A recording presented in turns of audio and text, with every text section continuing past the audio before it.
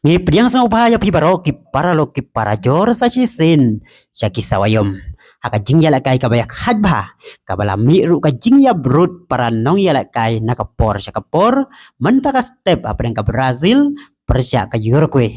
Haka kuarter final jong ka Copa America arhajar arpusau. Ka Uruguay kalarung syaka semi final da ka pelim ya ka Brazil lengba ka tiebreaker da saula arkul. Haba pai jaga jing yala kai na do bas dang kala don ga jing persyang banyon da kawai ka tim ya kawai pan penban hadu bakut siteng om don satia bala ban tep gol. Haba wan ban beteng ya ka kela ka baar da ka mensem basit rem baro ar liang mamlah kila persyang ban rae ka bol syaka gol kiliang persya hanrei kakabut tep gol pat ban pen khijar kam wan satia bad hadu bakut ka kendai pau minit om don bala ban tep gol baru referee ulah rabek ban rai ya kan nam job nakani ka jing yala kai lengba katai vreka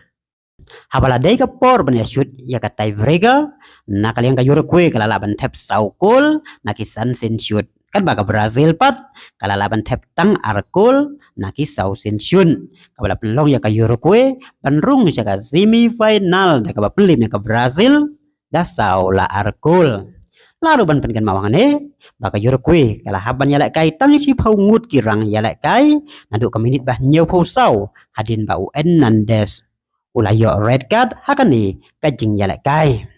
leng baka ni kajing job ka Uruguay kan pen kre yala de ban yakun Persya ya ka Colombia haka semi final ka ban long haka step jong ka khatway dari ubanai ban nyau snem arajar arpusau haka por san chiteng barka Brazil pat sa sisen kan hap lek pai thlino shalaying